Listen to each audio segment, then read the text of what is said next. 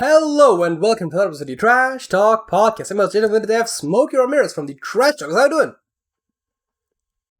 I'm cold. I'm very cold. I woke up this morning, it was like 14 degrees, which is probably about -4 Celsius, if I remember right when I looked it up. So you're saying it's below freezing? So, yeah, far below, which is probably that's around what temperature you guys are at night right now, right? So I think last night we went to about -10. Which... Oh, wow, even worse. Let's see, -10, C, I should put in unit in F. That is 14 degrees Fahrenheit, exactly. Oh, wow. So, that's even worse than I thought. Because I thought I looked up 15 before, and it was like -4.6 or something, but yeah, maybe I looked it up wrong. So one thing that I can tell you is that the simple thing about Celsius is freezing is at 0. So that's something that's like so much easier. So that's where you can be like, oh yeah, freezing, and then you have a vague idea. I think I thought the equivalence part was a little the equivalence part is somewhere in the negatives. I forget where exactly, because obviously since there's a ratio and an offset, there's got to be some point where it's equal, although I forget where it is.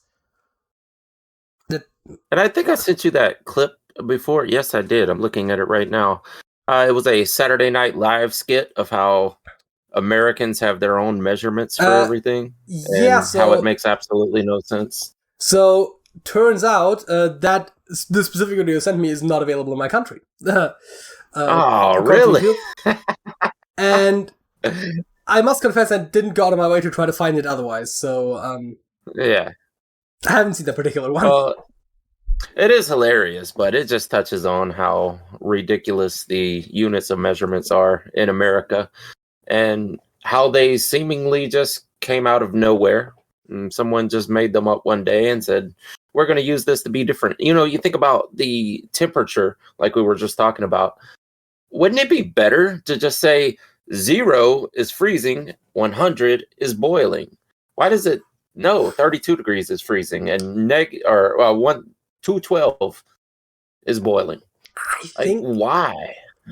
I think the logic was that the temperatures you experience, generally speaking, will stay between 0 and 100 or something. The outside temperatures, but that's obviously based on a specific place at a specific time when he came up with those measurements. I don't know. Me either. I saw that last week. I want to say it was like Friday or Saturday. May have been Saturday. In Billings, Montana, they were at -28 degrees with a wind chill of -40 degrees, which is temperatures we are not used to here in America. Yeah, I mean, to be fair, it also depends on where in America, right? The further south you go, the warmer it gets. I mean, that's not just America, but the entire Northern Hemisphere. But, that's also... That is crazy, though. As climate change rages on, we are getting the coldest temperatures during the winter that I ever remember in my lifetime. It's crazy because we don't get snow anymore. It hasn't snowed here, and I think this year will be a decade since we've had a real snow. When I was a kid, we used to get it every year. You'd get like 1 to 2 days of snow, and you get out of school or whatever. We had a really bad one in 2014, I think it was. It was really bad, and it happened twice. I think it happened in December and then again in February or something. But since then, we have not had a single day of snow in a decade since that time. And somehow, over the past 2 years, we've had these several instances of, single digit temperatures. Doesn't make any sense to me, but I'm sure someone who is proficient in climate or whatever can explain that. But the polar vortex and whatnot. Yeah, there are effects that do exacerbate all sorts of things. I don't fully understand it, but it does still make sense. I mean, so you're telling me if it snows, you get school off. Oh, yeah. Yeah. That's in the just South. Southern No. thing. Well, you know what, though? I was talking to someone in Pittsburgh, and they actually had today off for no snow, just extreme temperatures, which they said that never happened when they were younger. But I know when we were younger, Jesus, if it was flurries, we got the day off. Yeah, they did not send you to school in the snow. And that's the thing. In that 2014, the really bad polar vortex that we had in 2014, that shut down the entire city. I think the one in December and the one in February was a precaution. They just went in and shut it down because they were expecting it to be that bad again. But the first time, people were stuck on the road. We were not prepared for it. We didn't have salt or sand to put on the road. And there were cars. It looked like the zombie apocalypse. Just the interstates were littered with cars that couldn't go anywhere. And they were stuck there for like 2 to 3 days because we're not used to that. But yeah, absolutely. We got days off of school. I mean, I guess that's like the whole thing, right? If you don't have this sort of weather often, you're not as prepared for it, which means that it's worse for you. But it's kind of hilarious still from someone who lives a little further north, of course, because like we used to have snow pretty much every winter. Like I would argue that we probably during winter had more days with snow than without. Generally speaking. There might be a slight exaggeration, but like it's around there, definitely. These days it's a little less because it gets warmer.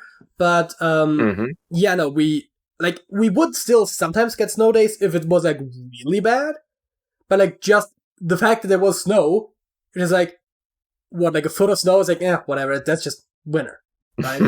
Like they have vehicles that are specifically designed to get snow off the road, right? They throw salt on the streets so that it to affect the melting point, right? Like we are every car is legally required to have winter tires if it's freezing outside, which has more grip, right? So like we're equipped to handle it. We are not. Yeah, I mean, I want to say luckily we haven't had that in a decade, but I guess that's not luckily because the Earth is going to turn into a desert at some point. Yeah, I mean, the advantage, of course, to living in a slightly colder climate is that obviously there's a lot more room for like heating to still keep the conditions livable. But that's not really the topic today. It's not about weather or about America's weird measurement system, although it is about America's weird language, most specifically English. Yeah. Because the English language is weird. Yes, it absolutely is. And I've been told that the English language, and I speak 1.5 languages, as I say all the time, because I speak a little bit of Spanish and English, and that's it. But I don't even speak English that well, to tell you the truth.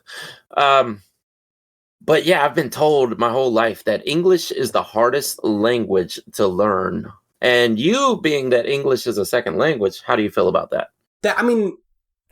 Okay, that's a complicated thing because the hardness of a language of learning a language is in large part dependent upon what your native language is, right? So for German speakers, it's actually fairly easy to learn English.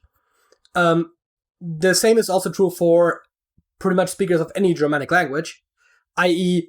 German, Dutch, Swedish, Norwegian, Danish, Icelandic, right? Like, if you're from Northern Europe or from certain Western European countries, it's basically fairly simple to learn English. Hence, one of the reasons why in Northern Europe they're so good at English, right? I mean, it's one thing is that they also tend to have a lot of subtitle TV rather than dubbed, so they hear a lot of English. But it really also is just that it's a lot easier for them than, say, for speakers of a Romance language, which is still fairly close. So French has, for example, the advantage that there's a lot of vocab overlap. And again, Romance language is still similar-ish to Germanic languages, but if, for example, if you're from East Asia and you speak like Mandarin or Japanese or Korean as your native language, it's going to be a lot harder to learn English. In large part as well, because a lot of those languages tend to do the thing where they do the consonant-vowel alternation. So if you have, like, a couple of consonants after one another, or a couple of vowels after one another, it's basically impossible for them to pronounce. Yeah. I bet it is. And we have a lot of weird rules also, like the I before E rule that Yeah, that is actually on my list. Not... I before E except after C. Okay. Yeah. Which is not the case, though. There are plenty of them where the E comes before the I. As a matter of fact, I literally, when I told you the topic, I typed it out, right? And I had to make a correction because I accidentally misspelled weird as W-I-E-R-D. Yeah. I even do that all the time. I know that it's wrong, right? But I still did it because, like, I before E, right? It's like, yeah. Except when not. Yeah. And the rule, as it is often explained, is I before E except after C. But it's not cured, it's weird. Oh. It's a W. Exactly. Like, who made that rule up? Who came up with that rule? Like, didn't the person who made that rule, didn't sometime they have to look back and go, I don't think that rule is correct at all. Why did I make that a rule? Because there's plenty of words that it doesn't apply to. I mean, it's a better rule of thumb than having nothing to go off of. But still. Yeah, but it can't be a rule because the rule is broken. So therefore, it's not a rule. Yeah, as I said, it's a rule of thumb, right? It's usually right. Yeah. Yeah, I got a list here of things. I actually just pulled this up from Babbel magazine. I didn't even know Babbel had a magazine. I should get into Babbel, though. Learn some new languages. But they gave out a list of 9 of the weirdest things about the English language. And I don't know if any of these correspond with your list either. But number 1 says, words that look like they should rhyme, but they don't at all. It's perhaps one of the hallmarks of English that words can be spelled similarly with absolutely no guarantee of sharing a similar pronunciation. Cough, rough, though, and through. And yeah, that's everyone's favorite example. Being an English speaker, and American English at that, like, you just grow up and you learn this stuff. But then when you really examine it, you're like, you're right. That makes absolutely no sense. And we have no idea why. I will say, I think I never had a particular problem with that one. Now, there were cases, especially early on, when I did have words where I didn't know how to pronounce them off of reading them.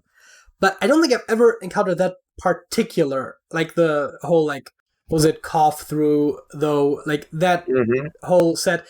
I don't think I remember ever having a problem with that one, but that's probably in large part because a lot of the English that I've acquired also was from video content, right? So I knew the English language from hearing it first and then reading sort of second.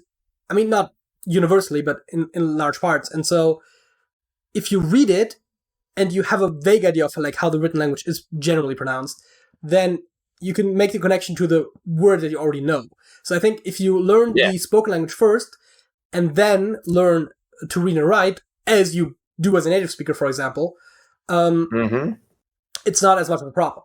And so because I, mostly by chance, tended to learn a lot of English that way as well, I didn't have that particular problem as much. But it still is really weird. Yeah. I imagine being in spelling bees in other countries with other languages, it must be much easier, right? Because the only way to win a spelling bee as an American child is to memorize everything. You have to have a really good memory. You're not sounding out anything in the English language. I'm pretty sure spelling bees are one of those uniquely American things. I'm pretty sure they just don't do them elsewhere because, like, why would you, right? Like, I mean, I'm not going to say that, like, my native tongue German doesn't sometimes have, like, confusing words, right? It happens. But there are fairly consistent pronunciation rules. So generally speaking, if you have a word written down, you know how to pronounce it. And to a slightly lesser degree, but still to a much higher degree than in English, if you know what a word sounds like, you can probably also write it. Now, that is a bit more complicated in German because there are sometimes letters that can sound the same. or like letter combinations that can sound the same. So it's not 100%. But yeah, I mean, there's very few things in German I think that can be pronounced differently. So V is an interesting example because it can be pronounced like W or F, and you just have to know. Although I say like W, like the German W, which is pronounced like the English V. But yeah.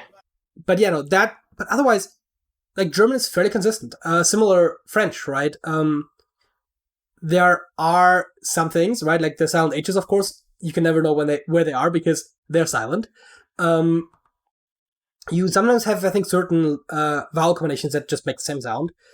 Also, some of the nasals. There are 3 nasal sounds and there are 5 non-nasal vowels, so they fuse a little bit sometimes. But broadly speaking, if you read it, you can know how to pronounce it. At the very least, if you know what word group it is, because words ending in ENT, the ENT is silent. If it's a noun, it isn't. But most of the time, the pronunciation is fairly consistent. And those two are not the best examples, right? Like I'm just talking about them because those are 2 languages that I know. But yeah, other languages are 100% phonetic, right? If you have the written version, you know exactly how it's pronounced 100% of the time. And inversely, if you know the spoken version, you know how to spell it 100% of the time. Yeah. So that's the language I need to learn. So the fact that something that is. Oh, go ahead. So the fact that my 2 examples of German and French are better than English is actually already very noteworthy because they aren't even the best examples. Yeah, I absolutely need to learn one of those languages that is completely dead set phonetic and nothing else. Like, that's got to be the easiest language to learn. Another thing, why silent letters? What's the point? Why do we need a letter in the word if it doesn't make a sound? Doesn't that go against the whole basis of spelling in the first place? Well, I mean, most of the time it's historic, right? You take a word, sometimes from a different language, and then over time the pronunciation simplifies and the spelling doesn't catch up, right? I mean, the most of the reasons why English is weird make perfect sense if you know why they are the way they are. It's just still kind of weird that they are, right? But yeah, silent letters are just because they used to be pronounced, and now they aren't. And that's just what it is. I don't think there is really much more. And also English has the tendency to loan words by keeping their spelling, right? So most of the French words that found their way into English, which is like up to a third of the English language, kept their original spelling. The pronunciation then changed sometimes because English speakers would pronounce it differently, but the spelling would say the same. Inversely in German, right? German also has French loanwords, and those are usually keep their pronunciation, but are then re-spelled so that it makes sense. The spelling makes sense for the way German is pronounced. You know, it feels like there's a lot of Americans who pretentiously tell you, like, if there's a Japanese word or name or something, they tell you have to say it a certain way, even though that's not exactly the way they would say it. I think about watching wrestling, right? And Shinsuke Nakamura comes on. If you hear them say it in Japanese when he's wrestling in Japan, they pronounce out the vowels like really well. It's like Shinsuke, you know? But in American, we're like, no, his name is Shinsuke. Well, where did all the vowels go? Why are we not pronouncing the vowels? It's specifically that U, and I don't know why that happens. But yeah, it's that U that I think it's generally like if you have like SUK in the Japanese word, that's never the U's never pronounced. I thought that was a Japanese thing, but I guess that might be an English thing. I don't know. Yeah, well, they'll add vowels to American names too. Yeah, I think I was watching. Oh, go ahead. Which was my point earlier, right? When I said that because they have the strict with an asterisk, but they have the strict alteration between consonants and vowels, right? So if you have 2 consonants, they have to insert a vowel in between to make it work, right? So it's a Mekadonaru or something like that, and it's like McDonald's, right? Yeah. Yeah. I think I missed a little bit at the end there, but because they have to add those vowels in to make it pronounceable to them. Yeah. I remember watching this clip of a Japanese guy pronouncing McDonald's, and he said it, he's like in American English or whatever he said it's McDonald's. But in Japanese, it is Makadaga Dogador. It's like, this is hilarious. He added a vowel just extra vowels everywhere. Yeah. I'm pretty sure it was something like Mikadaga Dogodos. Because, so I think about two things, right? First of all, you have the extra vowels. And second of all, the R is a bit different in Japanese. R is generally a weird letter because it's different in almost every language. I say the R, obviously, I guess we should acknowledge that, obviously, Japanese generally isn't spelled with Latin letters to begin with. That's just a romanization. Yeah. But to be fair, the romanization is fairly consistent with how they say things. So, it's... But yeah, no, obviously they would write with kanji and hiragana, katakana. But, so their R sound is somewhere between an R and an L. And so that also they don't have a distinct L sound either. So for them, R and L oftentimes become the same thing. I think that is the case in a lot of East Asian languages, which is why there's that stereotype about East Asians mixing up R and L. I think actually that stereotype exists differently in different places as well, because I think it was in, I forget which way around it is, but I think in Germany it's the other way around as they do it in English, right? Where in English I think what you replace R's with L's whenever you do the accent. Sure. But in Germany I think it was the other way around, where because it basically works both ways. Because there's just one sound that effectively would be the closest to those two sounds in English or German. Certain continents go ahead. Certain consonants we can't even put together in English. I was reading this RC car brand, and I want to say it's a Chinese company. I think at least their parts come from Chinese. I don't know if they chose a different language name, but the company, the name is spelled RLAARLO, and no one here in America knows how to pronounce that. They just started saying Relarlo, which you would need a vowel because we don't have words that have an R and an L back to back. Yeah. We don't know how to say that. Yeah, and right, that's again goes to my point where some languages can do things that other languages can't.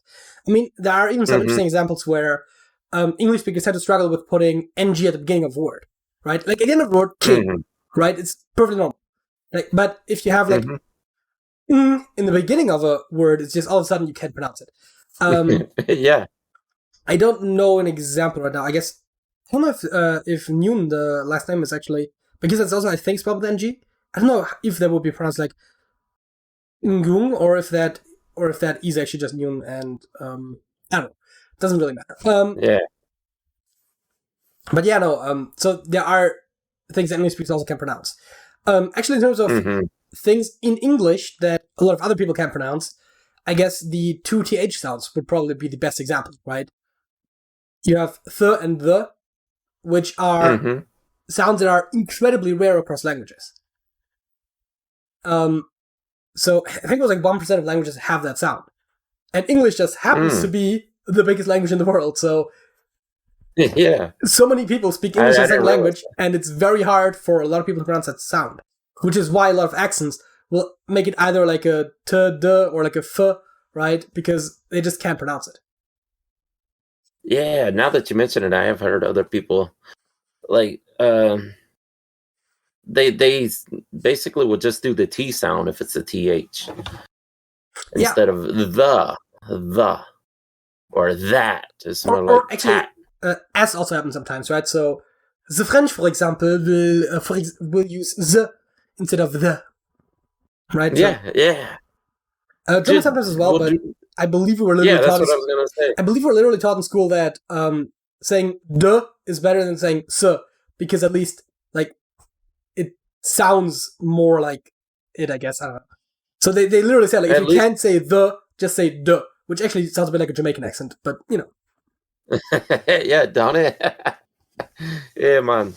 But a lot of times when Americans are imitating German accents, they'll say Z instead of the. Is that normal? Like, I mean, yeah, there are definitely Germans that do that. As I said, right, like, our teachers literally told us, like, it's better to say de than to say s, but obviously that is because that is the natural inclination of a lot of people, because to us, it's sort of, the S sound seems to be the most similar sound to the TH sound. Mm-hmm.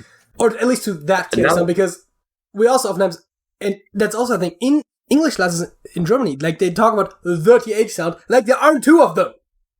Like, I feel like it never gets talked about that there's two of those.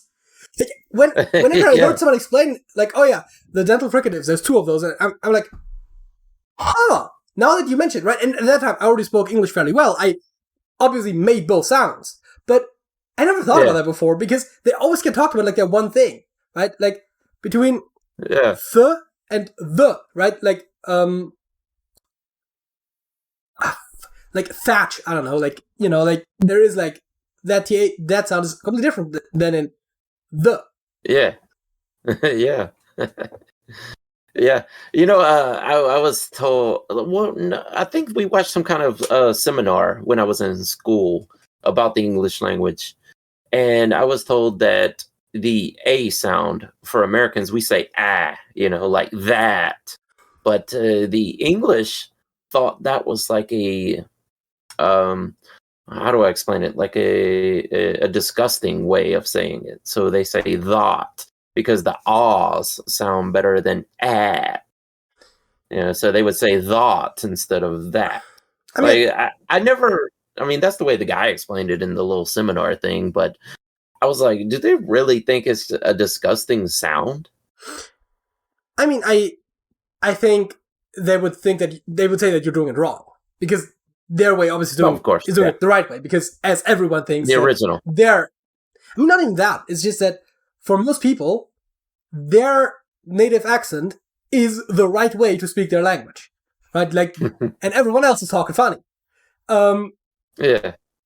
I mean, I think it's also a thing that happens a lot in America, but that whole thing when people, if you tell them like, oh, you have an interesting accent or something, and they'll be like, I don't have an accent, I just speak normal. It's like, no, of course you have an accent. Everyone has an accent. Yeah. Like, everybody. There arguably is a neutral accent, which is sort of the closest to like the generic version of language, if you will. But I don't even know where that would be.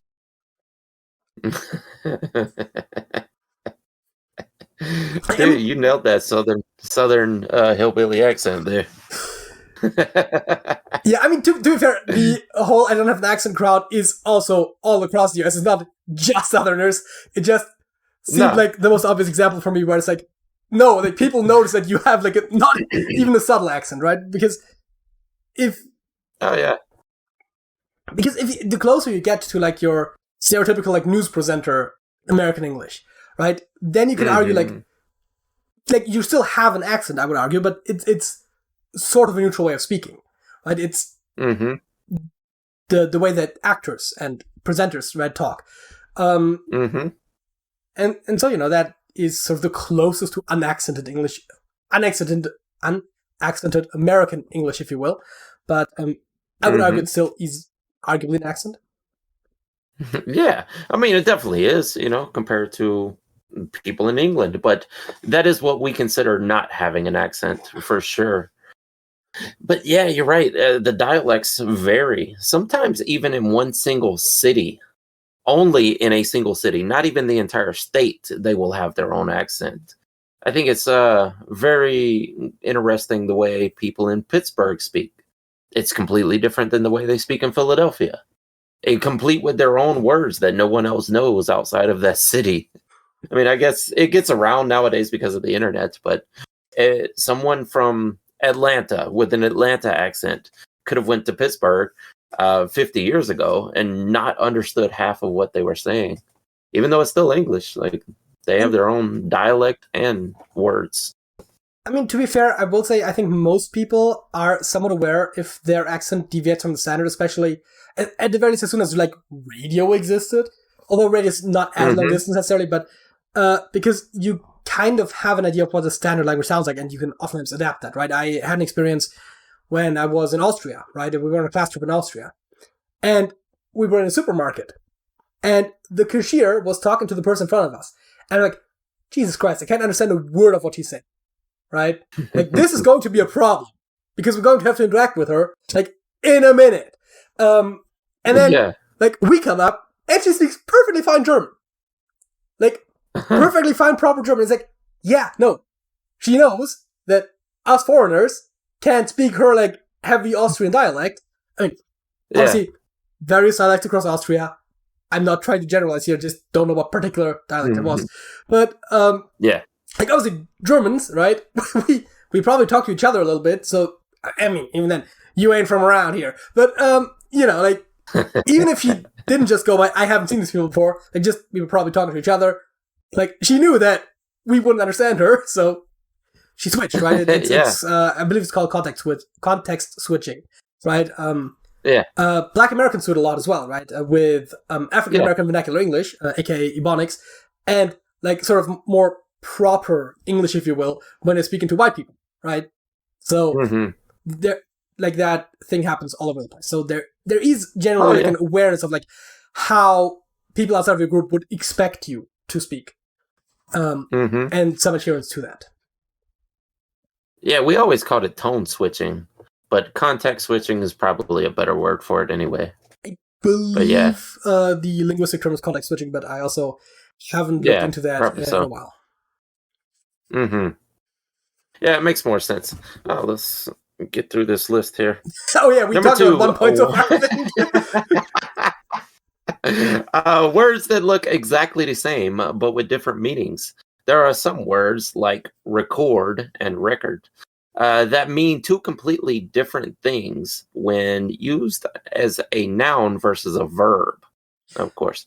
And on top of that, we use different stress patterns when we say them out loud. Record for your dad's old Beatles album, or record. They meant record, but they put an emphasis on the re. Or record for when you're leaving a voicemail. Yeah, homonyms. Yeah, so that is an interesting example, because I wouldn't call them unconnected, right? Like, they made it sound like these are completely different words, but like a record is something that has been recorded. Right, there isn't like those are related, but there is a different stress pattern for vowels, for verbs. That's what we're just looking for versus consonant. Fuck! Now it got stuck on the vowels. For verbs versus nouns. Okay, and so sometimes you will have a word that is effectively the same, but the stress pattern is different, and because of vowel reduction in unstressed syllables, they will actually sound very, very different, right? Because record and record is also because you pronounce the E, for example, very differently in record, where it's just the reduced schwa sound rather than the like an actual E sound. Yeah, and it helps decipher the difference between the two also. Yeah, but that's what I'm saying, right? Like, because in English, and it's not a unique thing by any stretch, but the fact that unstressed sounds can sometimes just change the pronunciation, right? Because every single vowel, if it's not stressed, makes that sound. It doesn't matter if it's A, E, I, or, which also makes it very difficult to spell English sometimes when you hear a word. Because if there's an in there, that could literally be any of the 5 vowels, and sometimes Y. I actually don't know if Y gets unstressed, but like, the vowels are A, E, I, O, U, and sometimes Y. It's so true. Number 3 is words that don't sound like they look, because why should anything make sense? Exhibit A, Q, as in Q-U-E-U-E. Yeah. Let's see if they got any more. Debt and debit, or debt and doubt is what they have on here. But yeah, that's another good one though. Debt and debit. Yeah, I mean, that is another example of just a silent letter, right? Which you Yeah. mentioned earlier. I mean, Q, I guess you could argue is an example of a silent letter or four. Yeah. I mean, I was thinking the most aggressive one is probably Bologna. Because it's just Bologna. Oh, God, yeah. Right? Yeah. But yeah, no, I mean, it is somewhat related to the first point. But yeah, no, some words just, you look at it, you hear it, there seems to almost be no connection, right? Again, Bologna. It's like, why is it Bologna? Yeah. Why is it not Bologna or Bologna or something? Like, why is it Bologna? Yeah. We've always said that since we were kids, is Bologna. Like, why does everyone say Bologna? This is Bologna. Or I mean, I think ketchup is spelled two different ways also. I think completely I think Bologna is topic. Technically Bologna in Italian or something close to that, but yeah, yeah. Like, it's Bologna. Like, okay. Yeah. I don't know. Oh, they got the I before E rule, which we've already touched on that. Some nouns have corresponding verbs and others, well, don't. Why is it that writers write and painters paint, but fingers don't fing? Okay, that's a stupid example. Grocers don't gross. Okay, that's fair. And hammers don't ham. Why don't dumpsters dumpst? Well, they dump. To be fair, they do. Yeah, you dump a dumpster, so yeah. That's a bad example. Well, okay, they don't dump, they are dumped, but yeah, no. Yeah. Well. But I think they're not called that because they dump them, but because you dump stuff into them, but I think. Mm-hmm. But yeah, no, either way. And you can dump them, like, the truck comes and dumps them back. Yeah. I will say, the examples I used are fair for the most part. I mean, finger seems like an odd example, but yeah, no. I mean, actually, a finger might not fing, but it can finger. It can. So, there is a corresponding verb, it just doesn't follow your pattern. Yeah. Again, right, same with the dumpster, not dumpsting. It dumps, right? Yeah. So, I do think there is a thing there where sometimes you don't have the corresponding word, but oftentimes where you don't have it, people might still colloquially use it as if there was, right? I can't come up with a great example right now, but you do, especially on the internet, you hear it a lot when, like, younger people will just make a verb out of a noun because it makes sense. Yeah, absolutely. Yeah. And I can't think of a single example, of course. Well, I got a good one. Internet or internet culture now, they all use stan, which is a song by Eminem. Yeah. But if you're a fan, they call you a stan, and you're standing for someone. Yeah, I mean, it's actually an interesting example because it's not just a noun being turned into a verb, but also a proper noun, a name, being turned into a regular noun. Because Stan, in the original song, I believe, was just a guy named Stan. Yeah.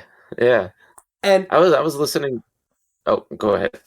I was going to say, and then only in reference to the song did it become a noun. Yeah, absolutely. I was listening to an athlete, and I believe it was a football player. I can't remember exactly who it was the other day, but he was actually saying that he turned someone's name into a noun or into a verb. But I can't remember who it was, so I guess that's a bad example at this time. Yeah, I mean, the turning names into verbs is also a thing that people sometimes do when it's like, oh, acting like that person is to, like, or like a specific idiosyncrasy that person has, you associate with the person, then it becomes a word. But it's usually restrained to like an in-joke. The Stan example is interesting because it is such a universal thing. Anything else? What do we got? Adjectives, adjectives must go in a very specific order, or else. Oh god, I have seen examples of that where they put quite a lot of them, and it has to be in that exact order, or it sounds really weird. Now, there is an exception to that rule. You can sometimes pull up an adjective for emphasis. So if you want to distinguish between two things that have shared traits, for example, you can pull up the non-shared one as the first one to put emphasis on it. But you, unless you actually do it for like a specific purpose, it does sound really weird when you're talking about the red old ball. Right? Like that's a weird thing to say. Mm-hmm.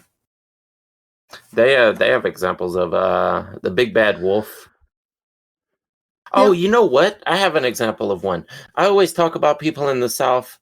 They can't say the word little without bitty following it. And it kind of drives me crazy because you hear it all the time here. And people in other regions of the country don't do that. But people here love, like, they almost can't do it. Even when you point it out, they can't stop doing it. They have to say little bitty. You can't just say little. It's little bitty. Yeah, I think that's a separate phenomenon from what they were talking about. But yeah, no, that is definitely an interesting point. Yeah, no, but again, right, like, if you have something as simple as the red old ball, it's like, what? What are you talking, like, the old red ball, right? Like, there is... Mm-hmm.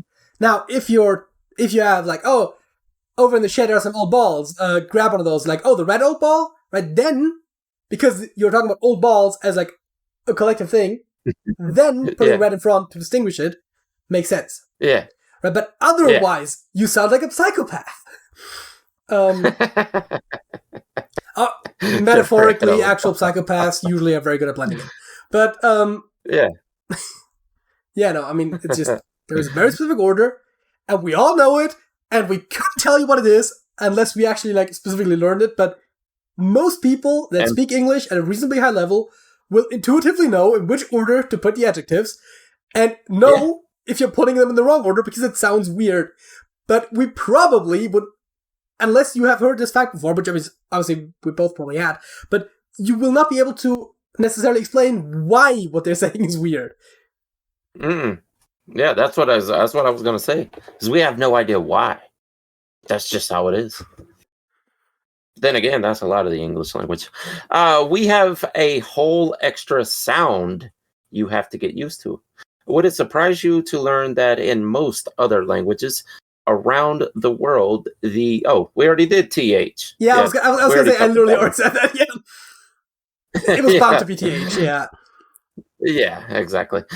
Tenses can be tense, it says.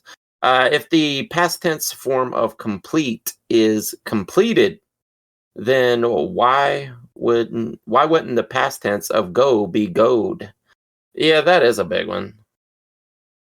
And why is it gone instead of goed? Tenses can be really a tough topic for English learners. Some languages like Mandarin don't use verb tenses at all. I wish we didn't also. So this concept can be a bit of a mind game for some listeners. I will say tenses generally are not that weird. The irregular past tense versions are a bit odd. But generally speaking, tenses are fairly common. But there are languages that don't have them, or also languages that don't have specific tenses. For example, German does not have a future tense. Oh, really? We just use the not present. Like I'm going, yeah. No, we just use the present, and if it needs to very clearly be specified, you just say when, right? You just say like, oh, tomorrow, or at some point, right? Like you just, and it's generally understood if you use the present tense and you mean the future because people can see what you're doing, right? So yeah. Yeah. So yeah, no, it's just, if you say, oh, I'm going to the store, I mean, even that, right? Like, I'm going to the store, it's like, you're not saying I'm going to go to the store, right? You're saying I'm going to the store. Yeah. It's like, that usually means you're heading out right now, so you're, like, in the process of going there, but, like, you know, like, it's understood. So, yeah, German doesn't have future tense. English doesn't have a grammatical future tense, strictly speaking, because you have an auxiliary construction, but it is still a future tense, I would argue. Because you have going to and you have will, but you don't have a verb ending that you put on for the future, but you do have one for the past, which is actually a little odd if you think about it. Where again, right, you completed, right, but will complete, going to complete. You don't have like a future tense in that sense, right? Like a future sub, if you. I never thought about it, but that's probably why a lot of Asian English speakers in America, they'll say, I go to the store tomorrow. It's not I'm going or I will go. It's just I go to the store tomorrow. Yeah, because they don't have tenses. Yeah. Yeah. I go yesterday.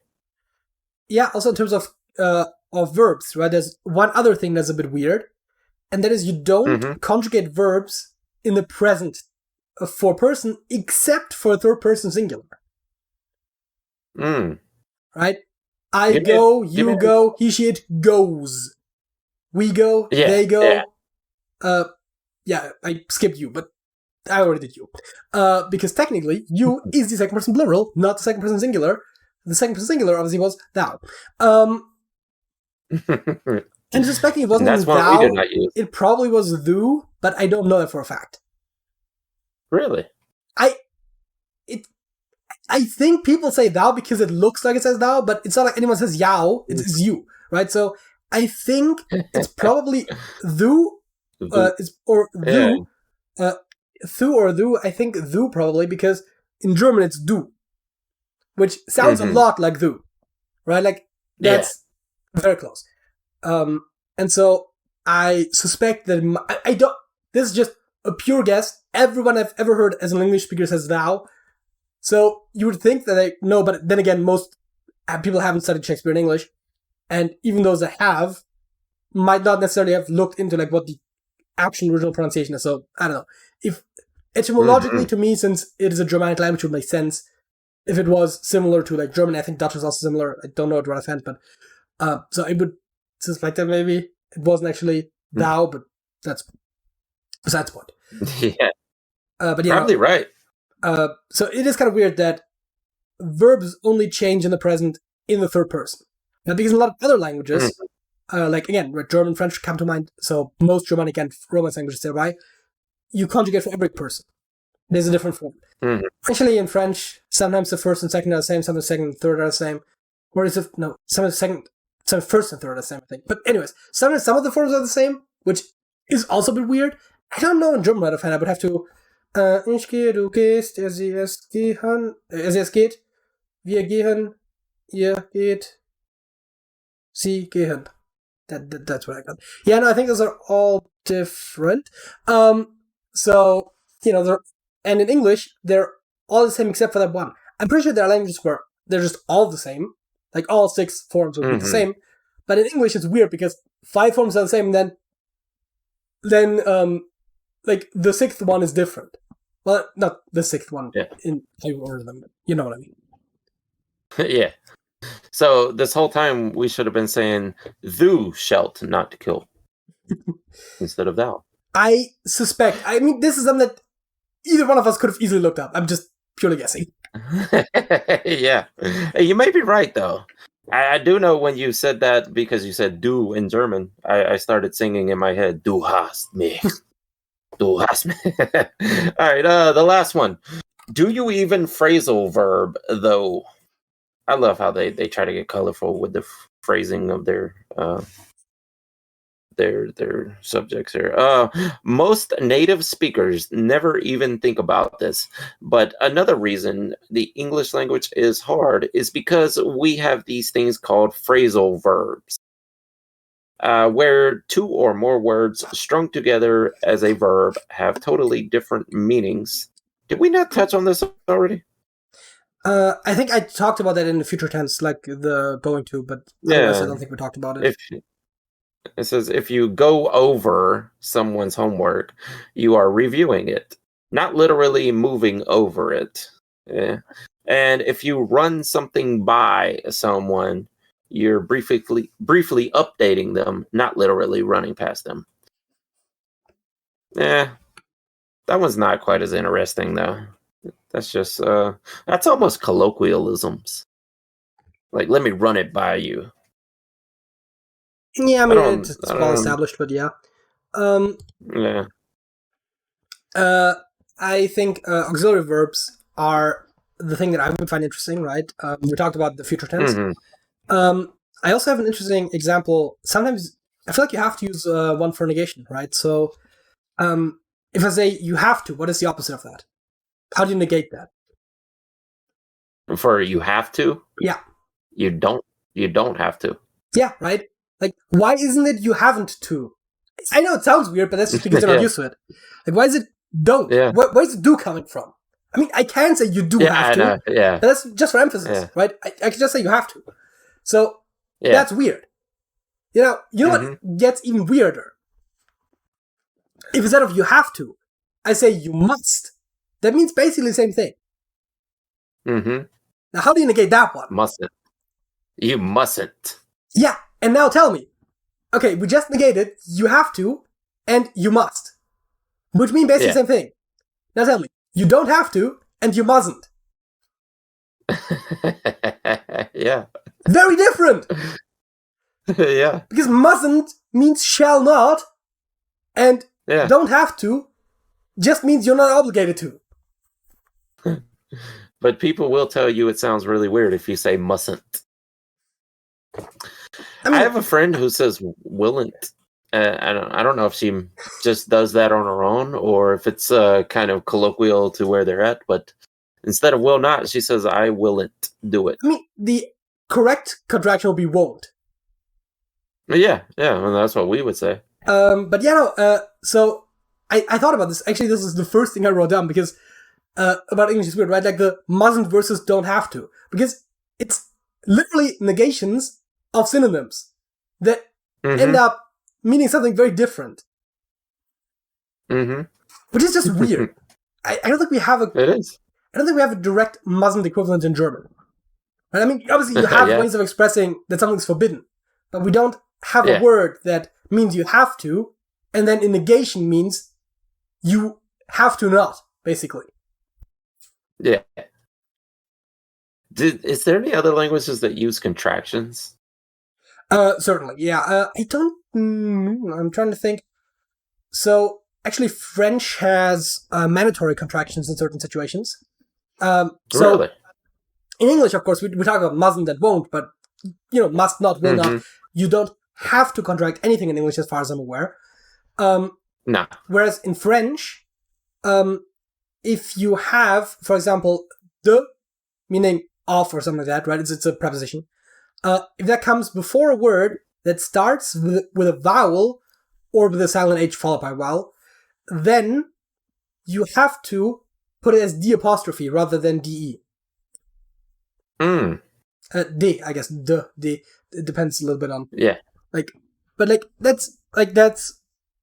Well, actually, D would be DES. D. So yeah, that's just. It just has to be contracted, right? There are other examples like that. There are some. Only written, though? Only written, or do you have to say it as a contraction? No, you say it as a contraction as well, right? So. Okay. Actually, I think that probably originates from the spoken language because French people really don't like it if you have like two successive vowels. So, right, like if you obviously don't have an example right offhand. Dough? Like for bread? DOUGH? I don't know. I just thought of a word that had two consecutive vowels. It probably doesn't go along with your right. No, what you were looking for. That actually is just one vowel, though. In like not in like the writing sense, but like in the linguistic sense, right? Oh, I mean, maybe it's a diphthong, but it's basically just one sound, like do. It's not. It's not like it's do, right? It's ooh, yeah. And in French, you just have the thing where, again, right, like that, where they don't like doing de and then, right, like, I don't know, if you have like of the tree, right, it's like, it's not de arbre, it's d'arbre. Yeah. Because they just don't like that. They like chaining things together. So you often have either contractions or liaisons, which are extra letters to not make that happen, right? So one interesting thing as well is the possessive pronouns. The possessive pronouns are gendered on the basis of the thing they are possessing. So you have, if you're saying your, you have ta, ton, and te, meaning your feminine, you're masculine, and you're plural, basically. And the weird thing is, if the thing that is following after is starting with a vowel, then it doesn't matter if it's masculine or feminine, it will always be ton. Because if you had ta, then it would have, right? So, friend, right? Ami. It's always ton ami, whether the friend is male or female. Also, it's ton ami, with like a pronounced N rather than ton, where it just makes the O nasally. Because again, we're trying not to have the O sound followed by an A sound. So we have to put the N in between. Wow. Yeah. The weirdest one is still atil. And like ones like that, where it's like, is it really just a and il? And they just put a T in between. Like, that T doesn't mean anything. It doesn't have any, like, it doesn't have any, what's the word I'm looking for? Fuck. It doesn't matter. It doesn't have any inherent meaning. It's just, literally it's just there, so you don't have to say a il, because that sounds weird to French people. And so they put A-T-il, so I-L. It's like, it's just, so yeah, English is the only language that's weird, but that's besides the point. Because we were talking about English. Yeah. Maybe French is weird also. I think most languages, if not all languages, are weird from a certain viewpoint, right? And every language has its own idiosyncrasies. And if you're a native speaker of the language, you're probably just used to it. And so some of those things might not seem weird to you. I think English is somewhat weird just because of the inconsistent spelling, which was the first example. Because that one, even native English speakers can be like, hey, wait a minute, that's kind of strange you put those words next to each other. Yeah. Yeah, absolutely. For no apparent reason. But yeah, I think we solved, or we did not solve anything, but we've come to the conclusion that English is weird. Yeah, I have two more quick examples. One is capital I. Why is I capitalized? I is as in the pronoun. Why am I capitalized? I guess it's because, I mean, I've never looked up the rule behind it or the reasoning for it, but I guess it's because it's personal, like you would capitalize your name, so I needs to be capitalized. That's I'm not capitalizing you, and you also have a name. True. Like, it's weird. Yeah, I don't know. Never thought about it. In German, you capitalize nouns, and that's a very simple rule. In English, you capitalize specifically I. You capitalize like weekdays and months, I think, and proper nouns, of course, which is to say like names of people or companies or whatever. And I think nationalities as well. I wrote to you as a topic suggestion, the English language is weird. And my spell checker said, English is wrong. With the suggestion being, you have to capitalize that. Yeah. Yeah. That's just weird. I've never thought about why. Now, I do oftentimes when texting just not capitalize anything.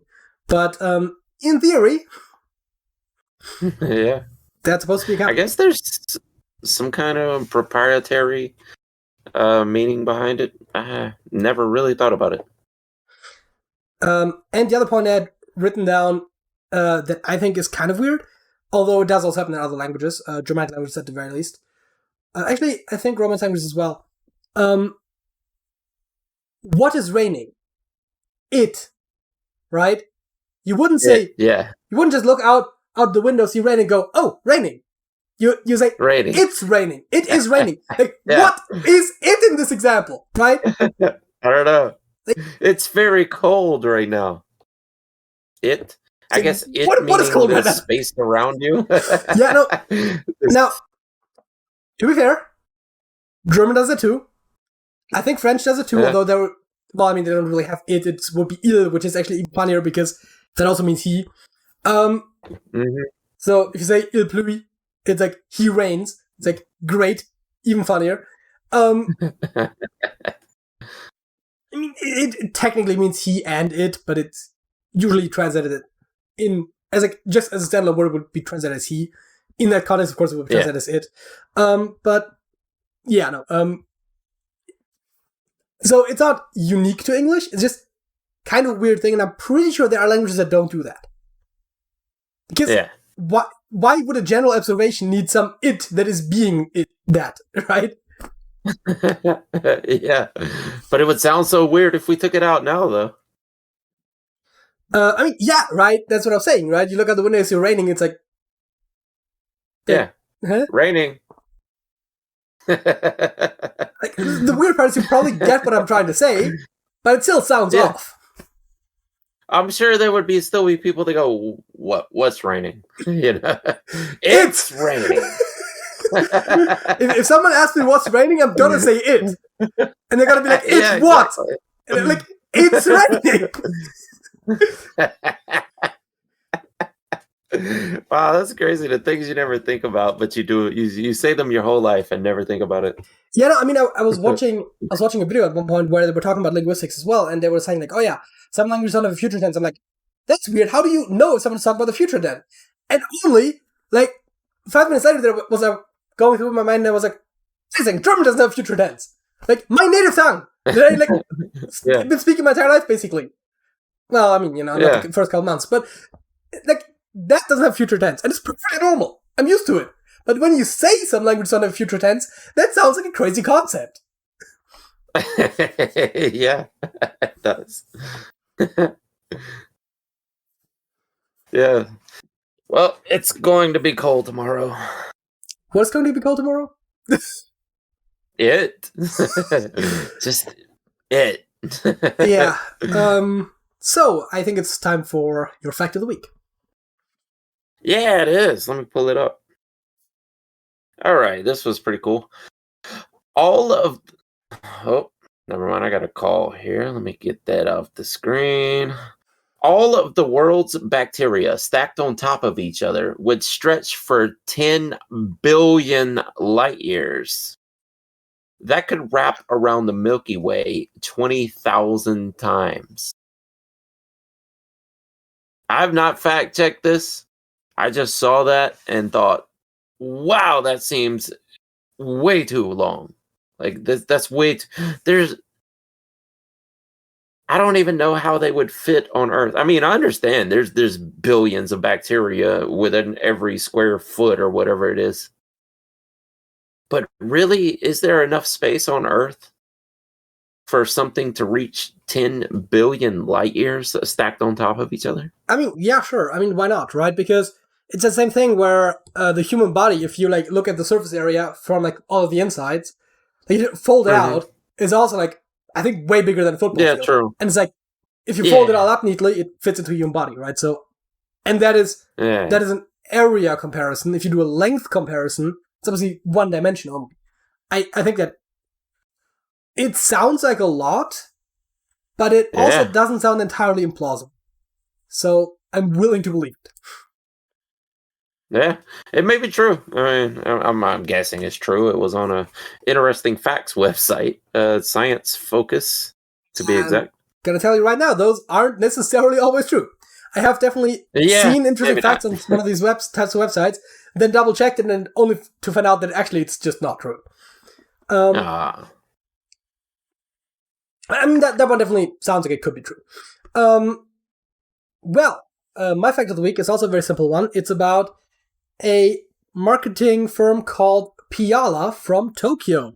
And they came up with a really cool idea. They give their non-smoking employees an extra week of vacation to compensate for them not taking smoke breaks. Oh, wow. That sounds nice. So if you're a non-smoker, then you still get the extra week off, right? Yeah, that's the exact idea, right? Non-smokers get an extra week of vacation. Smokers get the smoke breaks. Oh, okay. I see what you're saying. So they're making up for the time that the smoker would be taking. I thought it was like a reward, like, just don't smoke here and we'll give you an extra week of vacation. But I will say, I think if you gave people the option to take 2 5-minute breaks every day or to get an extra week of vacation, I think a lot of people would pick the vacation. Right? So absolutely. It probably still is a perk. Yeah. I will also say, I couldn't help but notice that they're a marketing company and that news articles were written about them. They probably realized that this idea was going to be a good way to get some free PR. Just putting it out there. Yeah. I'm not saying that it's a bad idea. I'm just saying it might have been a bit self-interested. That's a great idea. I mean, I guess someone could make the argument like, why are you punishing people for taking a 5-minute break? It's kind of petty, right? Well, yeah, but like, what, you work like over 200 days in a year? I mean, 5 minutes, probably, I'm thinking at least twice a day. I don't know how that works, but... Add up to a week? Yeah, I mean, if you say 10 minutes times, for like 250 days, that's... Actually, is it 200? Let's say 200. It makes the math simpler. That adds up to, 2,000 minutes? That's...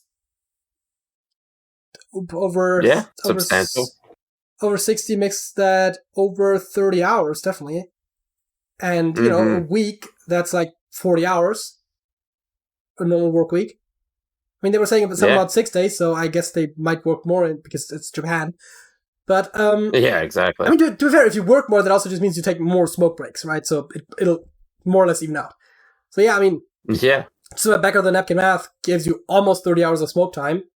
And again, 200 days is probably generous. So, that might actually add up to about a week. Yeah, definitely. Now, you could make the arguments about like productivity, and it probably helps productivity more to take small breaks over a day rather than having a bit of extra vacation time. So you can look at that both ways, but mathematically it does actually check out. Which brings us a good plan. To our halftime show. Hurdle.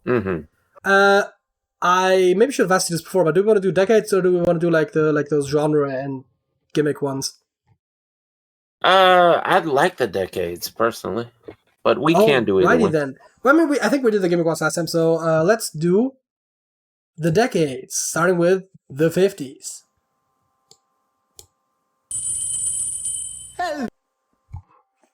Hello, baby. To you as well. That's the Big Bopper. The Big Bopper. And I guess the song is Chantilly Lace. Chantilly Lace? Yeah. Not Skip. Submit. That is correct. I wouldn't have possibly known that, but okay. Strong start for you. Let's move on to the 60s.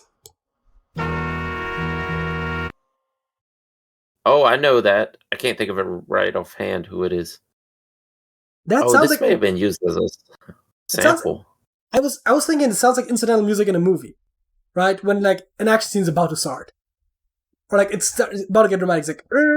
It's like I don't know. You know where I know it from? It's used as a sample at the very beginning of a Dr. Dre song. Well, that wasn't the 60s. Yeah, it wasn't, so that's where I know it from. I don't know the original right offhand. I was going to say, you wouldn't happen to also know what he sampled. Well, I guess let's do some skipping and see what that gets us.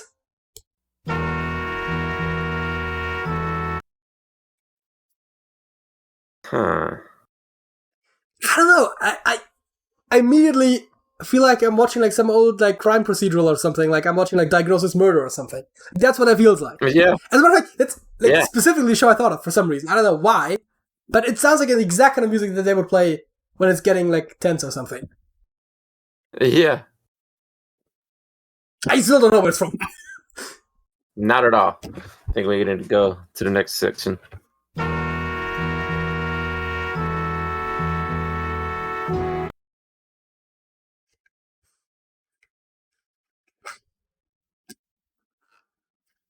No.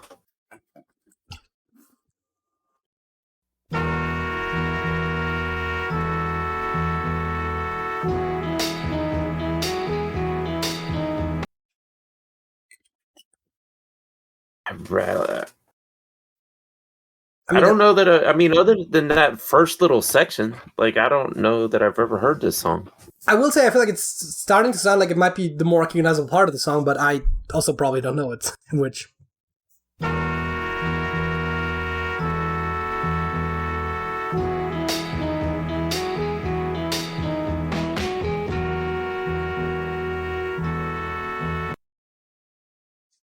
I got nothing. Yeah, me either.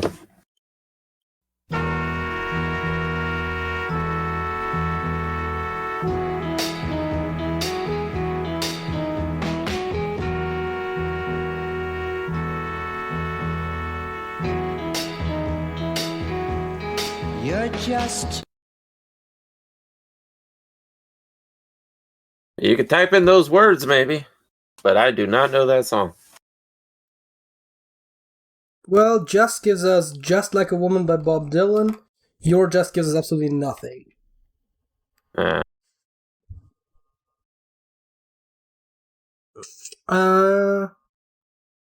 I mean, I don't think it was Bob Dylan, but that's the best I can come up with from what we heard. It definitely wasn't Led Zeppelin. Can't Take My Eyes Off You by Frankie Valli. Frankie Valli. I know Frankie Valli, or know of Frankie Valli, but no, I don't know that song. Well, that puts you ahead of me. Wait, I do know it, maybe. Can't Take My Eyes Off You. I bet I've heard it before. Well, it's 70s time.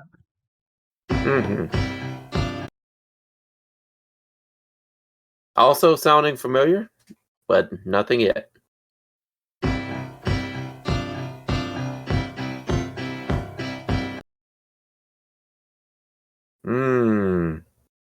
Kind of a Beatles vibe. Oh, really? You don't think? It's not necessarily what Beatles I of the second thought. Like the, I mean, it's. I don't think I Am the Walrus, that style. Yeah, I guess I can see that. I mean, it's not going to be the Beatles because I'm pretty sure they don't have Beatles songs in here because, very aggressive in terms of copyright. But yeah. But yeah, I don't. I mean, he's not going to be the Beatles. I don't think it sounded that much like what I would typically think of as the Beatles. But I can see how they would have used sounds like that sometimes. Yeah. Also, they only released one album in the 70s because 1970s when they released their final album. But although I suppose it kind of sounds like a psychedelic era. They did release a song just like last year, so there is that.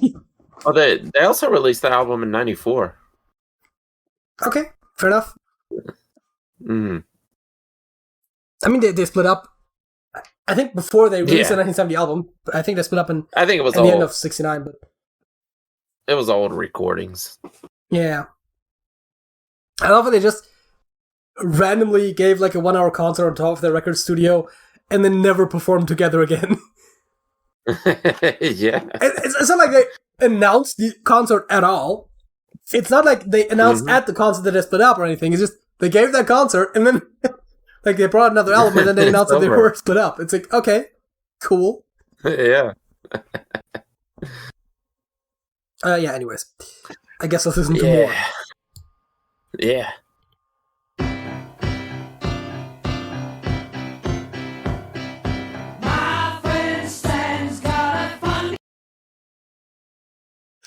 Yeah, I could see the Beatles singing that, yeah. No, that's... Yeah, exactly. That sounds like the Beatles.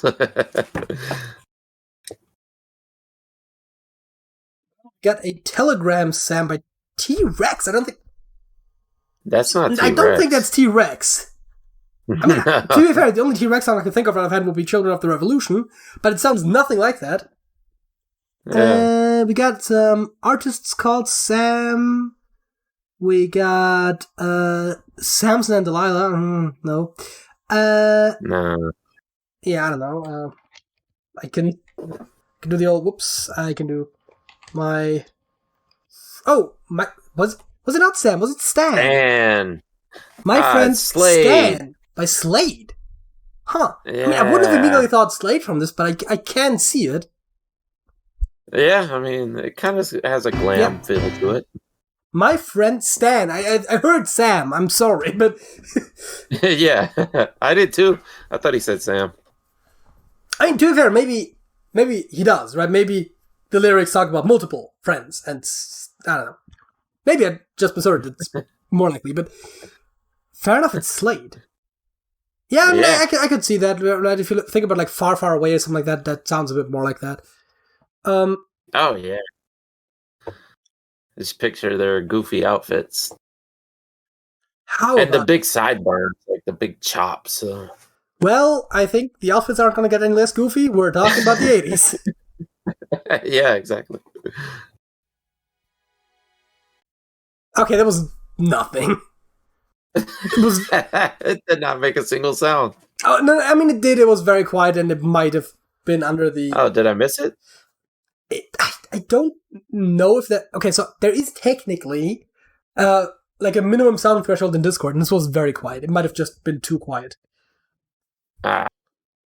I have it turned fairly low, but you wouldn't have gotten anything from that anyway, so let's just skip. Do you hear it this time? I hear a synth come in at the very last millisecond. Okay, yeah. But I didn't hear anything in that first bar. It was coming in a little bit earlier, but the thing is, the only way I can, like, without like changing a bunch of settings, the only way I can make it audible to you right now is if I talk over it, at which point you won't be able to hear it because it's very quiet. Yeah. Let's just keep going.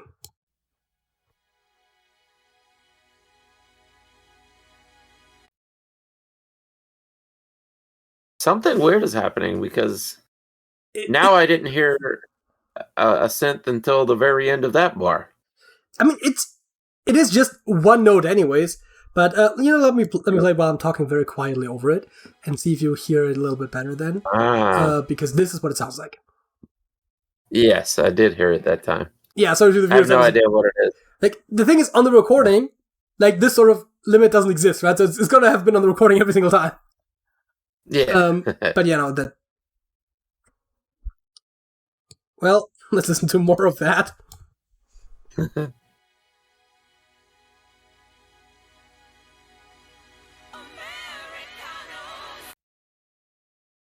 Americanos? That's what I heard. Yeah.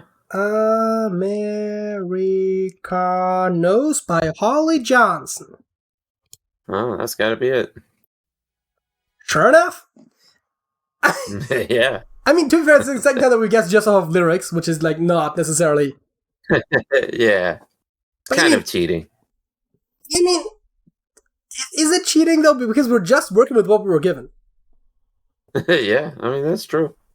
I mean, it's not the way I like to win this, but I do think it's fair. I'm pretty sure you've at one point just Googled, like, oh, who were popular artists in this decade and stuff like that, so... And that is what I would consider cheating. I have done that before.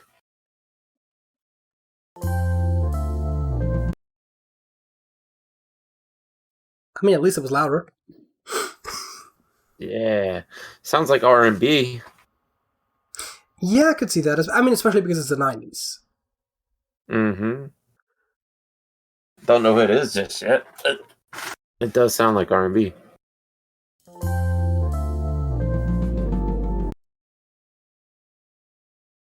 I'm suspecting you got nothing off of that. Nope, not yet.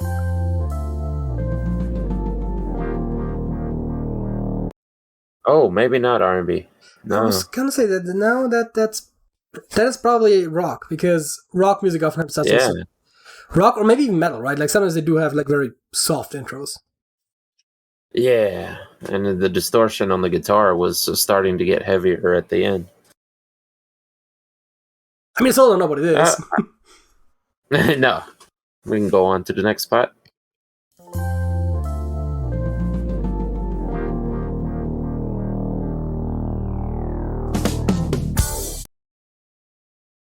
Oh, now it sounds kind of like funk, but I wouldn't picture the 90s with that.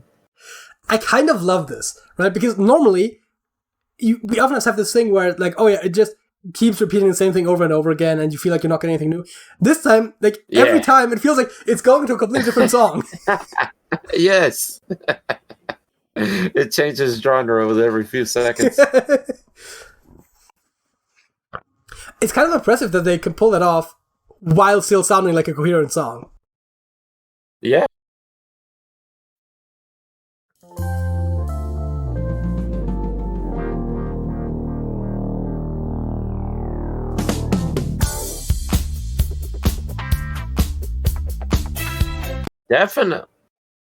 Definitely funk, but it sounds like it's from the 70s. To be fair, I think this is a caveat that I said before. I don't know exactly how they filter because I think they pick the songs based off of charts. So it is possible that maybe a song that came out earlier but recharted later might also be in this list. They might also call them based on release it afterwards. I don't know, but it could be that older songs are technically in here. Oh, yeah. Yep. I guess we're going to take the last piece here.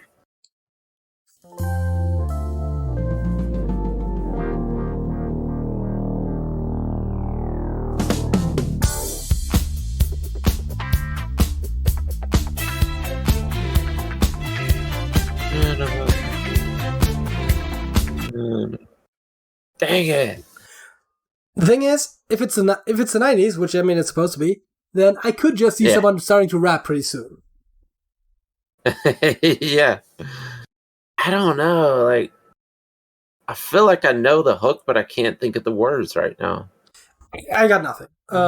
Which is disappointing because in theory, this is supposed to be my last good decade, although it did have, at times, I did also get newer songs, but in theory, yeah. sort of like the 60s to 80s especially, is supposed to be my strong suit, so... Yeah, another tough day at the hurdle. I guess we'll just skip, right? Because I got nothing, you got nothing. Yeah. No. It's Can't Heat by Jamiroquai. Yeah. That he was kind of a throwback. Like he did a lot of funk and R&B. I will say, I think Jamiroquai is one of those artists that I purely know by name. I couldn't name a single song, but I have heard the name before. Yeah. I even know the video to this song. Okay. He's dancing. He's in the white fluffy hat, and he's dancing in the room that keeps moving out from under. I should have known that. Yes. How about the 2000s? That's a guitar. Yes. I mean, acoustic at that. Yeah, that's very 2000s, right? Like the whole acoustic guitar, singer-songwriter, like... Yeah. One guy with a guitar who can like sing decently well, but he writes his own songs, and it's like he had like one or two hits. Yeah, when the world was rid of grunge and it was an alternative was the thing at that time. Yeah. No, I don't know what this is.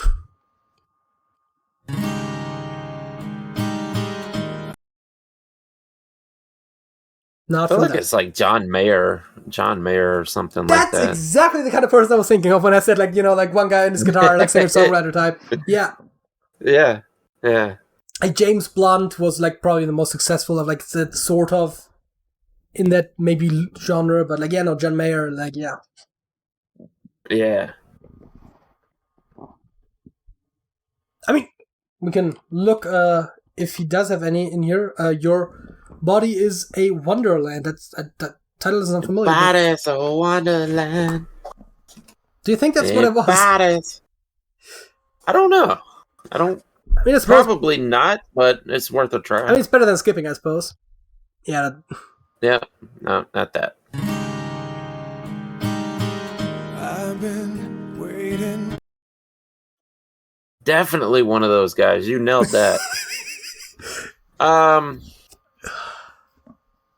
The voice sounds familiar. Yeah, the worst part is, I've probably, since it's one of those guys, it's probably one of those songs that used to run like every single day on the radio for like a couple of weeks. So I've probably heard it a bunch. Yeah. But I can't think of what it is though. Yeah, give us one more section. And given that it's not necessarily the 60s, I doubt that the first couple words are necessarily the title, although it could always be the case. Probably not, but you could try it.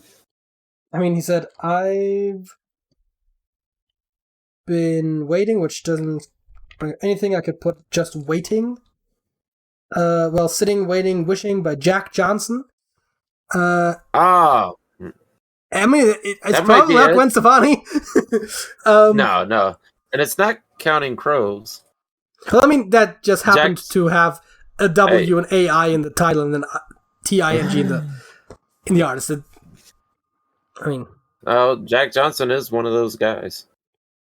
yeah, it wasn't It though. But... I've been waiting for my dreams to turn into.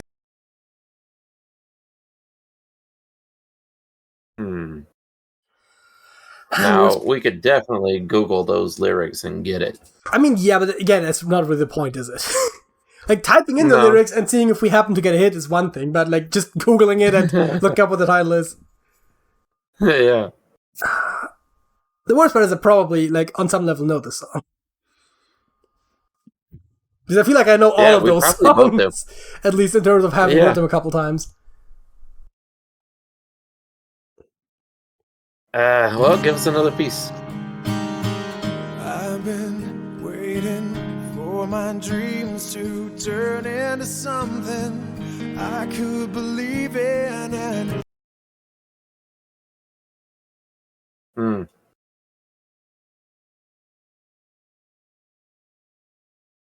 One of those guys, John Mayer, Jack Johnson. Who else was there? I don't know. They kind of all blur together. Yeah. Like, I recognized the name John Mayer the moment you said it, and I was like, oh yeah, exactly what I was thinking about. But like, I wouldn't have been able to come up with that one either. So it's a bit tricky.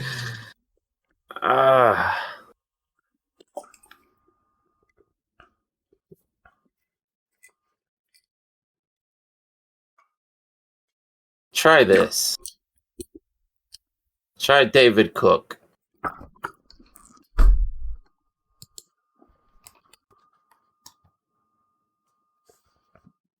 Well, we got Time of My Life by David Cook.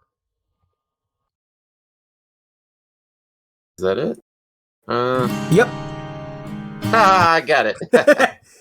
It had to be one of those guys. Exactly. I knew it. There was only a handful of those guys that were huge, so it had to be one of them. And last, I don't want to say not least, but who's because I was to say, but like the 2010s. Yeah. Oh Lord, this is a tough one today. I don't have anything just from that, but I can tell you right now, if it's early 2010s, like early to mid 2010s, I'm probably better at that than late 2010s. I graduated from high school in 2016, and ever since then I've been listening to less radio. So, yeah, me too. I kind of gave up on the radio in the 2010s. Well, but for me, it's just kind of incidentally because I would always listen to the radio during breakfast. And well, I guess we still do listen to music during lunch, but I feel like I just heard more radio when I was still going to school. I don't know. Yeah. Well, for me, when smartphones came about, you have other options. You don't have to listen to the radio anymore. That's also true. Anyways, I guess you want probably more, right? Yeah.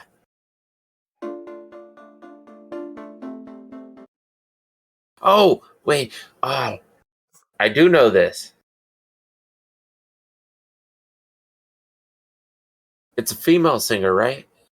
I don't know. Oh, man. I need more, but I know this.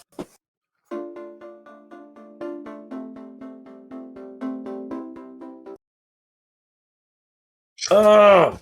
It does sound vaguely familiar. Yes. What's the girl that does the Chandelier song? Not her, is it?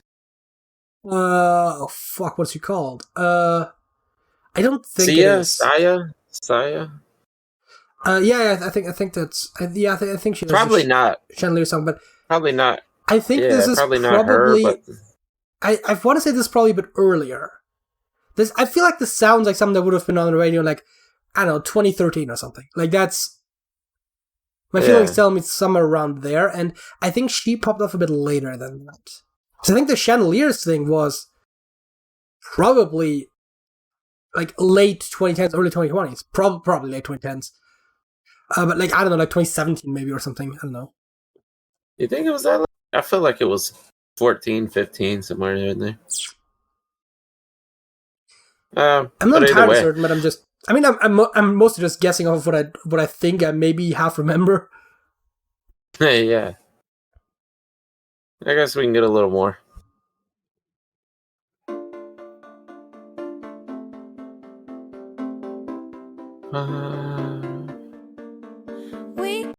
We come under your spell, and is it Miley Cyrus? I don't think it is. Is it Miley? Like, it's definitely the song you were just singing, but I don't think it's Miley Cyrus, is it? Yeah, I'm trying to think of who it is, though. I fell under your spell, and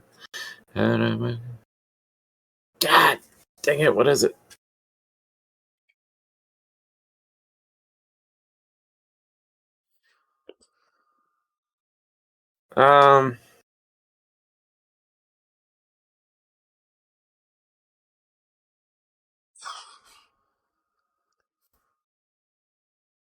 I guess give me some more, unless you got an idea.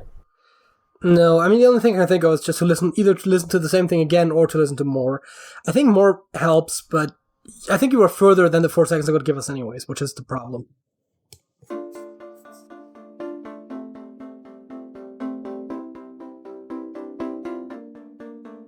We clawed, we chained our hearts in vain.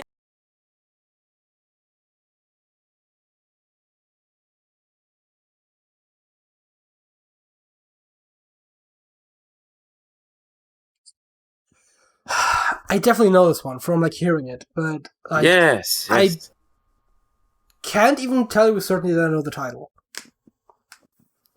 It's not something that I've ever went out of my way to listen to, so that's like, dude, yeah, I'm sure I've heard the radio announcer say it, but type in Miley Cyrus. It's gotta be her. I mean, I did that already. Yeah, what songs came up? That's Wrecking Ball. So is that Wrecking Ball? It's Wrecking Ball. Yes. Is that? No. Oh, it is. Yes. I knew it. But when you say Wrecking Ball, I'm thinking of the chorus, right? Like, I came in like a wrecking ball. Yeah. That's it. I completely forgot that, this was familiar to me. Wrecking Ball's familiar to me. I completely did not realize, like, in my mind that it's the same song. Yeah. Like, I just pictured her face being on the screen when she was singing it. I think that makes sense because I think it was around the time when a lot of songs are just like mostly recognizable by the chorus, and like the verses are kind of forgettable. I think this one actually is not even that the verses are bad; it's just that they're very different. So, oh yeah, I think that's it for the decades. I didn't get a single one, but okay. Well, I mean, I typed in lyrics once or twice and ended up getting correct, but yeah. Yeah, I'll give you half points. Also, let's see really quickly. I just want to Wrecking Ball song. Miley Cyrus, 2013, which is exactly what I guessed. Yeah. And Chandelier's song was 2014 actually, so they were actually closer together than I thought.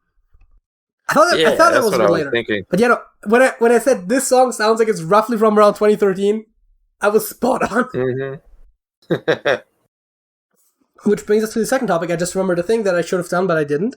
So, the percentage that's not going to be very visible, but we are playing Would You Rather. Mm-hmm. The percentages are going to be covered by our cameras. I said I should probably look into fixing that. I say that every time, and then obviously as soon as we're done, I don't think about it anymore. Yeah. Would you rather have all knowledge but be unable to explain things, or have very limited knowledge but be good at explaining things?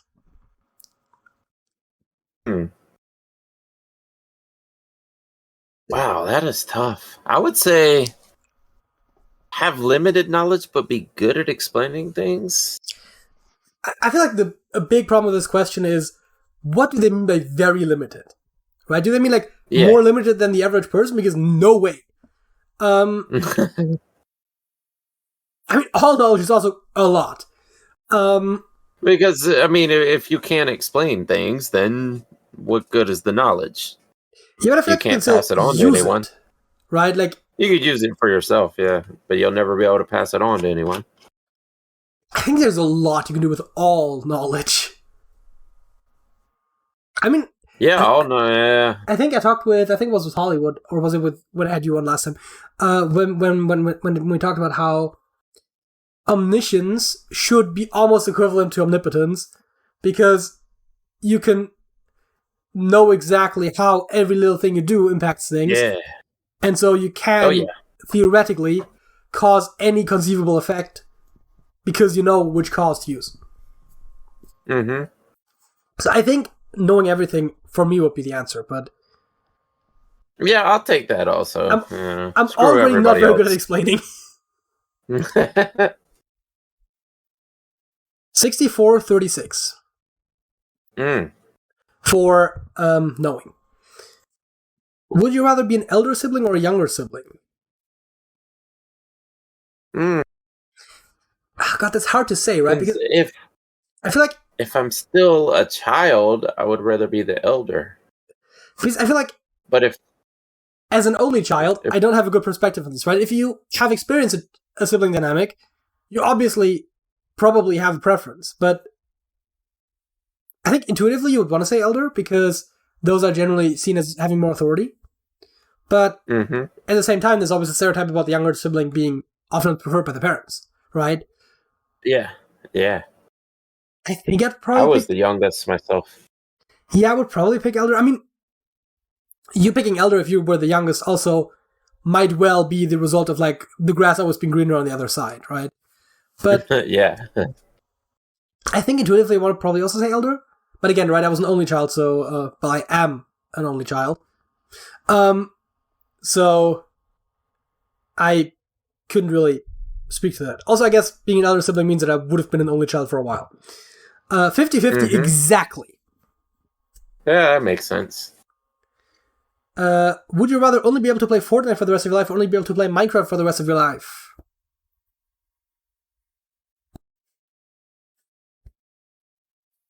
I'd go with Minecraft. I haven't really played that much Fortnite, but yeah. I mean, see, the thing for me is I've literally never played Fortnite, and Minecraft is my favorite video game of all time. Like, this is not even close for me. Yeah. Yeah. 74% Minecraft, 26% Fortnite. Yeah. Would you rather drink a shot of hot sauce or a shot of soy sauce? Ooh, that is salty. I'm going with the hot sauce. I think so too. I think that's the more obvious choice. Also, I think hot sauce isn't necessarily as hot as soy sauce, right? Well, I guess soy sauce isn't that hot to begin with. And I feel like, soy sauce is just... I feel like soy sauce, you get what you get, right? And like hot sauce, you get some options, you know? Oh, and too much soy sauce, you'll get like sodium toxicity. So take that. Hot sauce. I'm suspecting that a shot would probably not be too much, but yeah, no, I'm picking hot sauce. Yeah. 49% of people picked hot sauce, 51% soy sauce. Would you rather leave your family or leave your friends? That's dark. Wow, that's tough.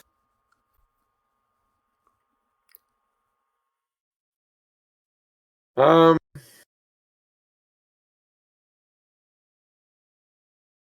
don't know. I really don't know. That's the toughest one we've ever had. I guess I would say friends because they're in some sense more replaceable. Right? Like, I mean, you know, I mean, there's a whole you could always make new friends. Yeah, exactly, right? And you can't really make new family. Well, you can literally make new family, but not in that sense, right? Yeah. So the family seems less replaceable. I know there is this whole thing about like found family and like people do make like family-esque relationships, but I don't think it's like directly replaceable. Friends to some degree are. Obviously, it's not that I would want to replace my friends, but I do think I can probably find other people that I would have a similar dynamic with. So I guess it's friends. Because I don't think the family... most people. dynamic is as replaceable. Most people probably chose family. So yeah, I think leave your friends. Both for you. Yeah. Leave your friends. Let's do like one more and then call it. And go songs. But 70% said friends, 30% said family. Wow. Well, I would have thought the other. I think that is probably because they thought the same thing as I did, right? Where it's like you can't really replace family, like not totally. Mm-hmm. Yeah, true. Would you rather never be able to have kids, no adoption, or have 3 babies delivered to your doorstep right now? I'm taking no kids, even though I have kids, and hopefully they don't hear this. But I'm taking no kids. Well, I mean, I suppose, right? There's the other question, right? Like, if you already have kids, like, what happens then, right? Like, does no kids just take the kids away, or does it just mean no more kids? No, hopefully no more kids. I mean, I was never intending to have kids to begin with, right? This is basically just a free vasectomy, which, like, I'll take that. Yeah. I mean, not necessarily that I will take a literal free vasectomy. 58% no kids, 42% 3 kids. And then I believe I said was going to be the last one. Because, you know, I don't want to have kids. I mean, a literal free vasectomy is like, I don't know. Like, I don't know if I need to get the snip. Yeah. I mean, I can't say much because I have kids, and I will definitely never have more. Yeah, see, that's... No one told me how hard it was going to be. Actually, I'm sure somebody did, but I didn't listen. I mean, they always say there's nothing that can really prepare you for it. Yeah, there's really not. Yeah. I tell anyone who doesn't have any, like, just don't do it. I mean, I would not give back my kids, of course, you know. I wouldn't give anything for them, but if you don't have any, just don't do it. Yeah. Which brings us very seamlessly to our songs of the week. What is your song of the week? It is actually Long December by Counting Crows. It's one more day up in the canyons, and it's one more night in Hollywood. If you think you might come to California, I think you should. I love that song, man.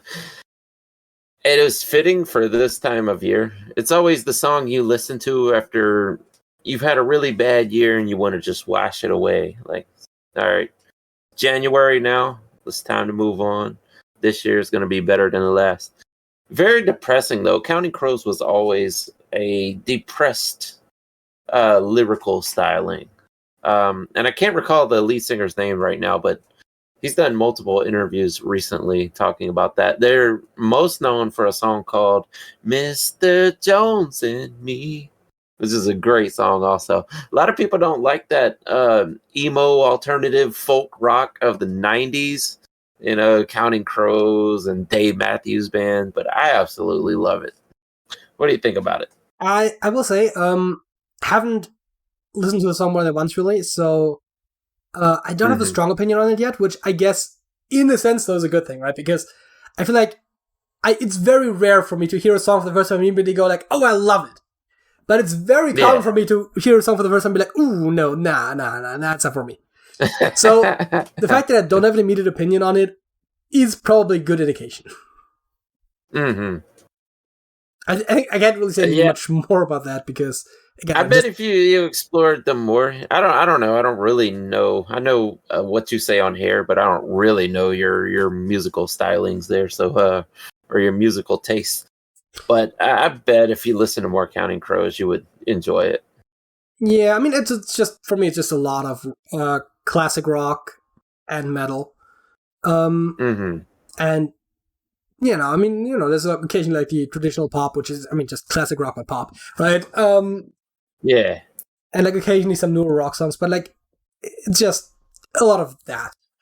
Speaking of, my song of the week is actually in the metal category once again.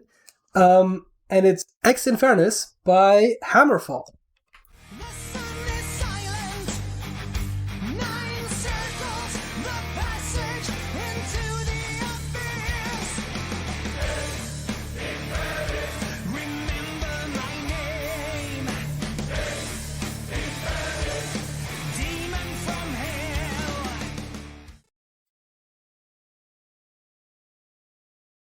Have you been on a metal kick lately, or is it only when I'm on? I think I have had disproportionately many metal songs, but I think it is also partially coincidental. I used to, at times, when I started having Hollywood and You on more, I did initially select some metal songs because you were doing the Rappers to Act stuff, at that time almost exclusively to metal. And as a matter of fact, I think at that time pretty much exclusively to metal.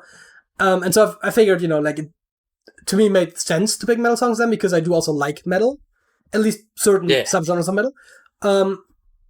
But since then, I've mostly been picking my songs kind of at random, at like what happened to come to mind, what happens to be on my playlist at the moment or something. So the fact that I've recently had more metal songs when I had you on, I think is in large part actually coincidence. Feels like specifically power metal too. I mean, yeah. Like maybe the last 3 or 4 times. I mean, that is not as much of a coincidence because power metal is probably my favorite metal genre.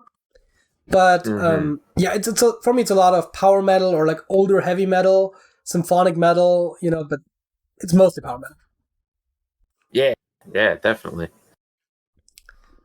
Yeah, I love Hammerfall though. I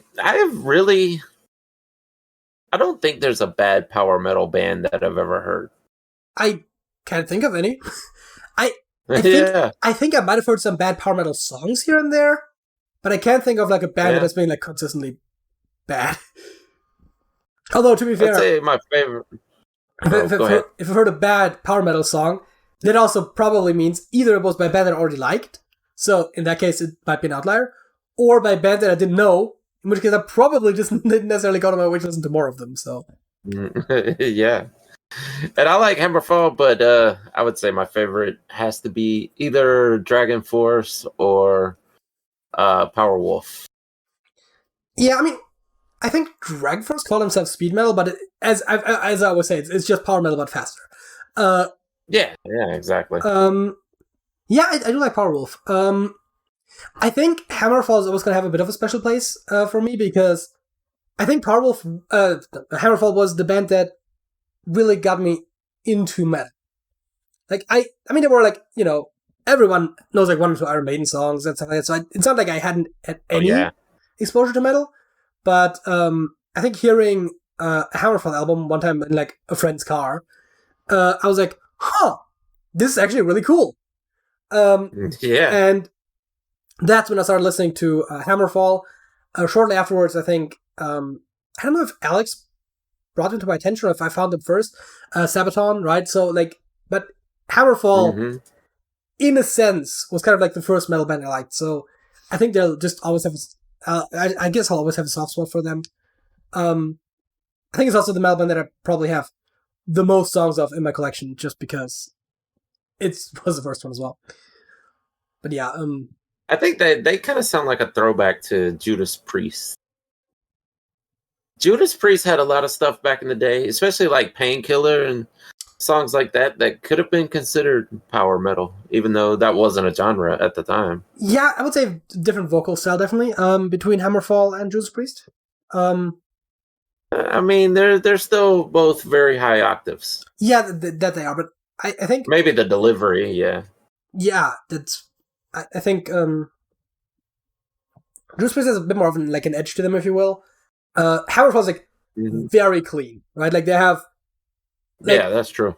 If you played it with different instrumentals, it wouldn't even be metal anymore. Which I mean, I guess to a degree is generally true, but they don't have their vocals have very little to do with metal, and I mean that's probably even part of why I like them, because oftentimes a lot of the vocal things that are more metal specific I don't tend to like as much. I mean, there are always degrees, and there's it depends on who does it, depends on how they do it, depends on how much they do it, right? But a lot of the growling and screaming stuff I'm not as big of a fan of. Not that I'm saying that's what Judas Priest is, but they're definitely not as like clean and straightforward as Hammerfall, I would say. A little throaty, yeah. I like the growling if it's done right. If it's like a lot of the metalcore bands are really good at it, and they can actually hit notes while doing it, rather than some of the death metal and black metal where they're not even attempting to sing. It's just blah, it's just growling. Yeah, I mean, that is what I don't like, and also that's also the same problem that I have actually with a lot of completely different thing, but like with a lot of older like punk music, where it's almost like they're trying to sound bad, and sometimes I think they are to a degree where they're like, yeah, we're trying to like go against the norms or whatever. It's like, yeah, but if it doesn't sound good, I don't want to listen to it, right? Nasally and off key, yes, that's what they did. Yeah, so similar thing there, where it's like, I not to be pretentious, I'd say like, I need some artistry in my music, but like, yeah, should try to be music at least. Yeah, there was a lot of punk bands though who actually could sing, but they would do it off key purposefully. Yeah, but I still think you have to like have like a very specific intentional way of doing it that actually does still sound good in some sense, because like like Offspring. Because I'm still like, sounds good. Because even if you are doing it intentionally, I still have to like how it sounds, right? I'm not listening. Yeah. I'm not listening to music to appreciate your talents. I'm listening to music to like your music. Yeah. Like Offspring is a good example. I know that's more pop punk and not necessarily, hardcore punk or anything, but yeah, but the guy sang completely off key, but it sounded great for some reason. Yeah, but I think generally like pop punk and like punk rock tend to work a lot better for me than like pure like punk music, because punk is like trying not to be as appealing and commercial oftentimes, and that just doesn't work for me. Yeah, absolutely. And I think that's... Man, that reminds me. I think I'm going to have a Offspring song the next time we do this. Yeah. Fair enough. That probably brings the episode to an end. Don't forget to check out the Trash Talkers. And I believe also want to shout out Beyond Football. Links are in the description. And if you enjoyed the video, give it a like. If you want to see more videos like this, subscribe to the channel if you haven't already. And if you have something to say, leave a comment or join us. Go to the links in the description below. Smokey. That's it. That's it.